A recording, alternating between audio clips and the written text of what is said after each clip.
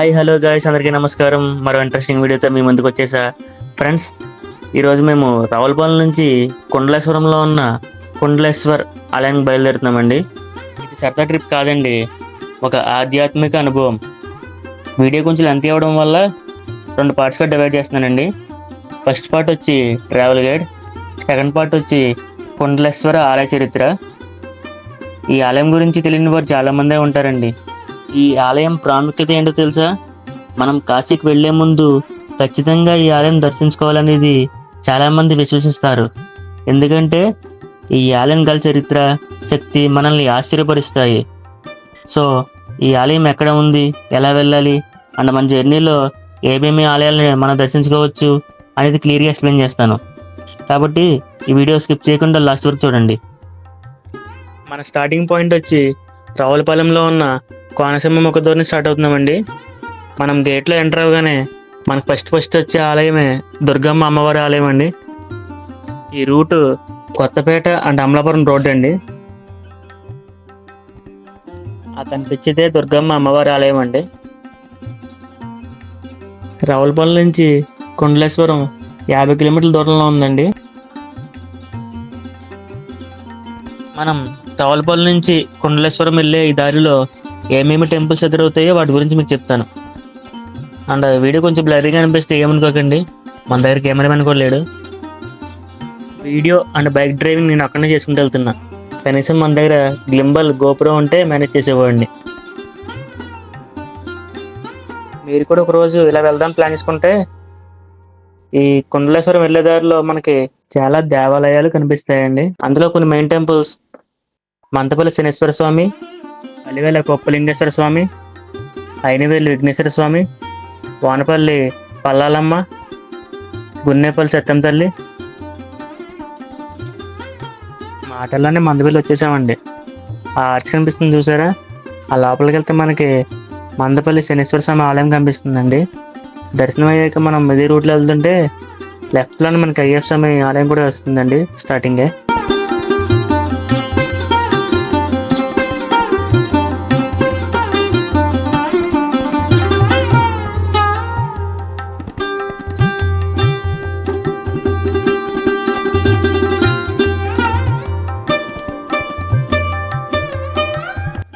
కొంచెం ముందుకు రాగానే కొత్తపేట వచ్చిందండి.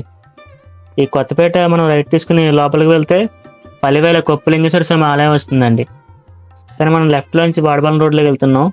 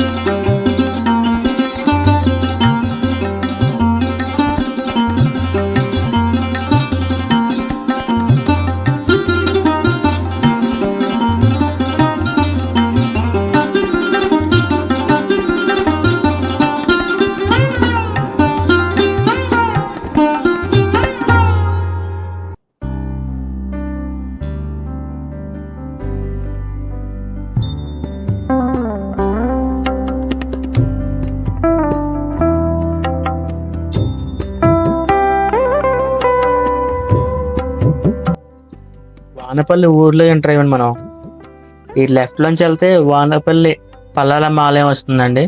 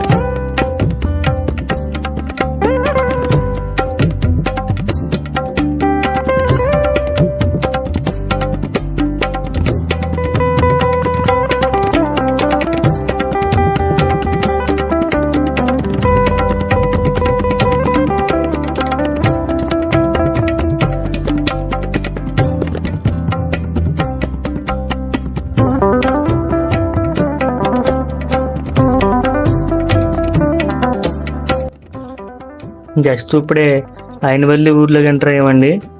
కానీ మనం గణపతాలయానికి వెళ్లకుండా రైట్ సైడ్ కాట్రేని కోన వైపు వెళ్దామండి.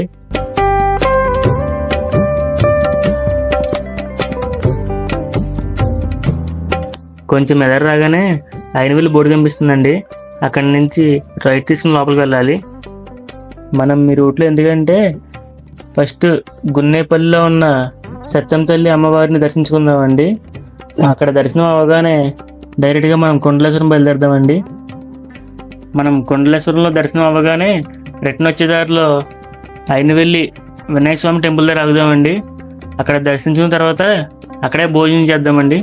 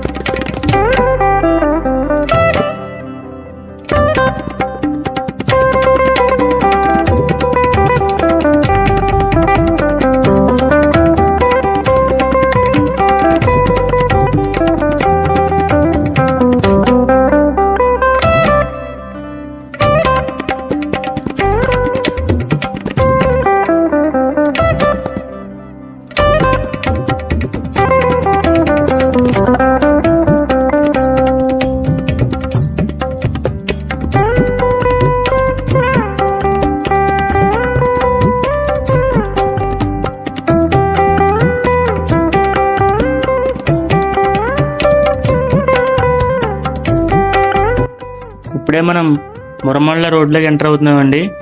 ఈ రూట్ వచ్చేసి మురమళ్ళ కాట్రేని కోన ఆ రోడ్లో వస్తుందండి.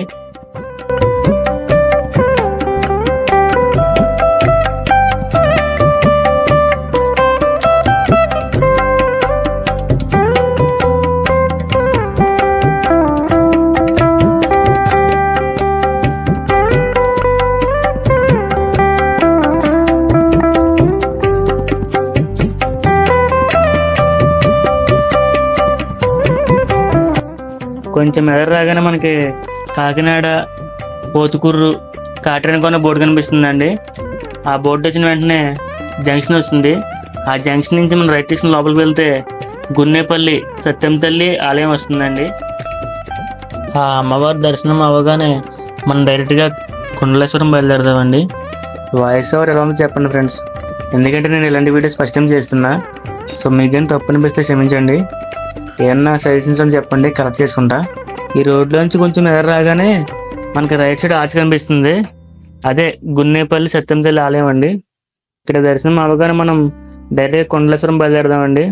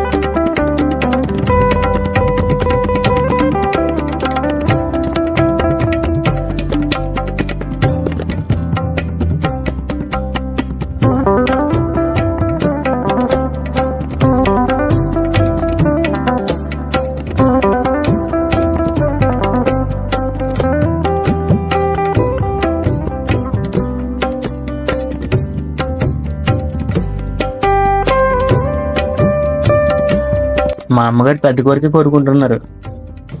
నాకు మంచి జాబ్ రావాలని, యూట్యూబ్లో సక్సెస్ అవ్వాలని మెయిన్గా.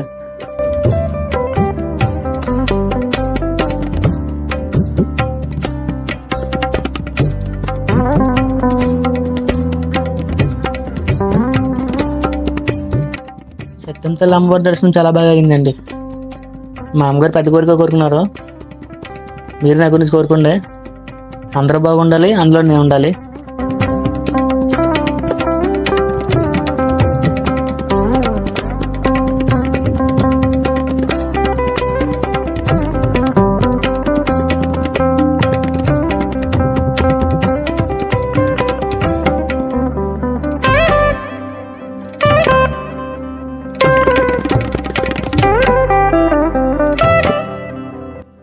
సత్యంతల్లి అమ్మవారి దర్శనం అయిపోయింది ఫ్రెండ్స్.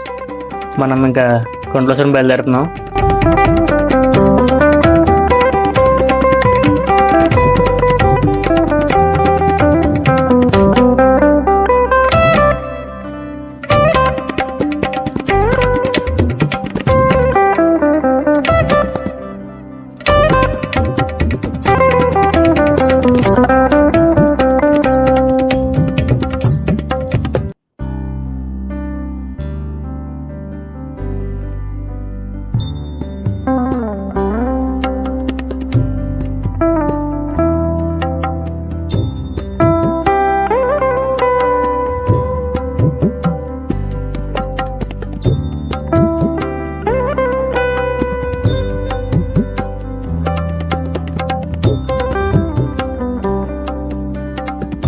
సత్యంతల్లి దర్శనం అవగానే మనం బయలుదేరాం కదండి.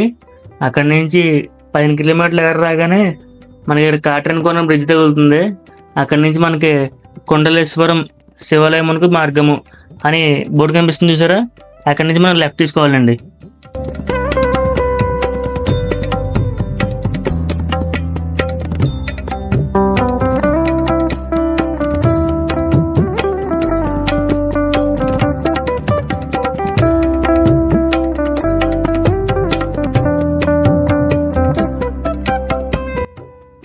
కోనసీమ అనగానే మనకు గుర్తొచ్చేది ఆ కొబ్బరి తోటలో, పిల్ల కాలువలో, ఆ పంట పొలాలండి.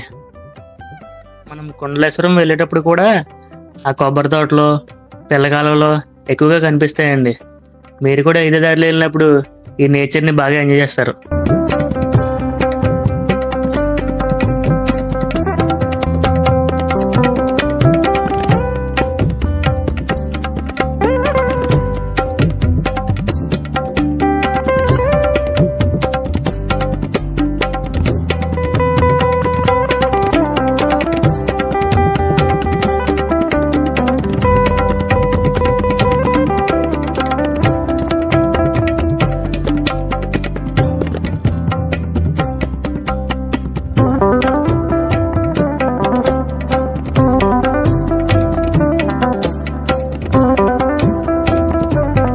ఈ రూట్ లో నుంచి 45 కిలోమీటర్స్ ఎదరికి వస్తే హనుమంతుడి విగ్రహం కనిపిస్తుందండి.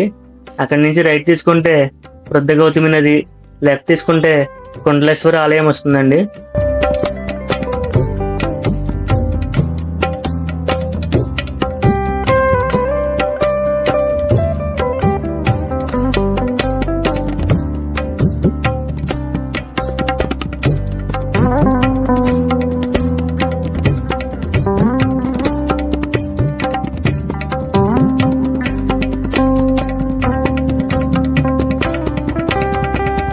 ఈ వృద్ధగౌతమి నది విశిష్టత ఏంటంటే, ఈ వృద్ధగౌతమి నీళ్లు రోజుకి 3 సార్లు టేస్ట్ మారుతాయంటండి. అది ఎందువలన అంటే, భక్తులందరూ ఈ నదికి వచ్చి స్నానం ఆచరించి తమ పాపభారాలన్నీ పోగొట్టుకుని ఆ తర్వాతే గుళ్ళోకి వెళ్తారండి. అప్పుడు సముద్రుడు ఇలా అంటాడండి, దేవి నీ వద్దకి రోజుకి 3 సార్లు వచ్చి వెళ్తాను, నీ పాపభారం మొత్తం తీసుకువెళ్తాను అని అంటాడండి. అందుచేత ఈ నది నీళ్లు మనకి రోజుకి 3 సార్లు టేస్ట్ మారుతాయండి. పార్ట్ 2లో ఈ నది గురించి పూర్తి వివరాలు తెలుసుకుందాం. ఆ వృద్ధగౌతమి పేరు ఎలా వచ్చింది, కొండలేశ్వర ఆలయ చరిత్ర, కొండలం అంటే ఏంటి అని తెలుసుకుందామండి. ఈ ఆలయ చరిత్ర, వృద్ధగౌతమి విశిష్టత పార్ట్ 2లో పంతులు గారు చెప్తారండి. ఆ వీడియో కూడా తప్పకుండా చూడండి.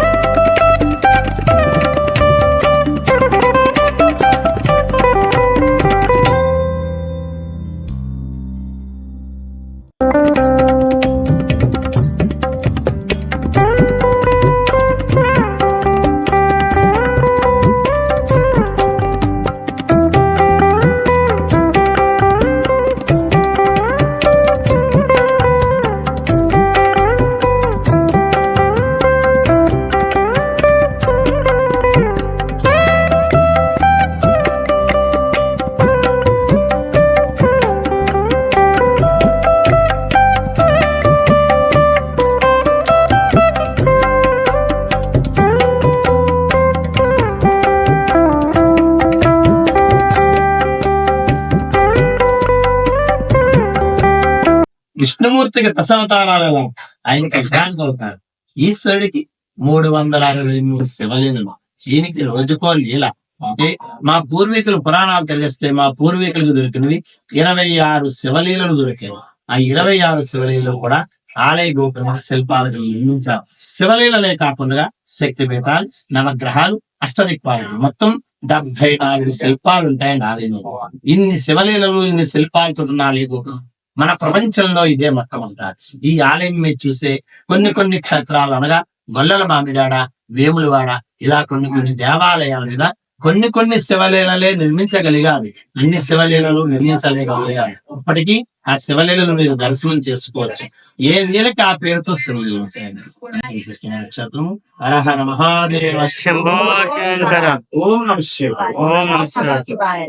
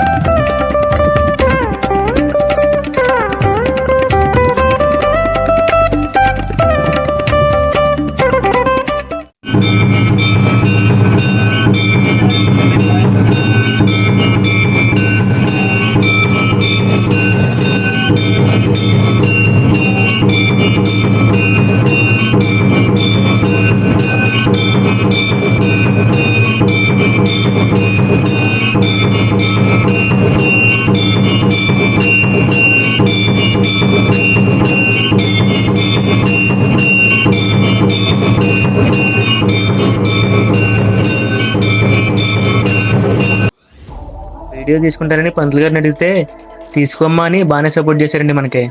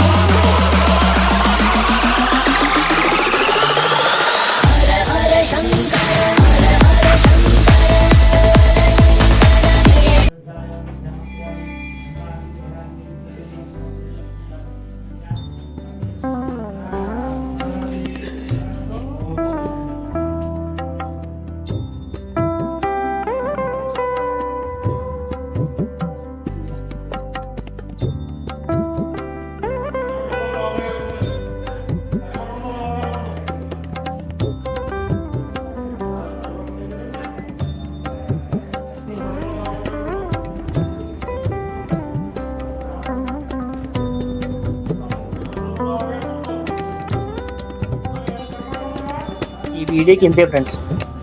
మీకు కానీ ఈ వీడియో నచ్చితే లైక్ చేయండి, షేర్ చేయండి, కామెంట్ చేయండి. మరిన్ని వీడియోస్ కోసం సబ్స్క్రైబ్ చేయండి. మరో కొత్త వీడియోతో కలుద్దాం. ఓం నమః శివాయ. హర హర మహాదేవ్.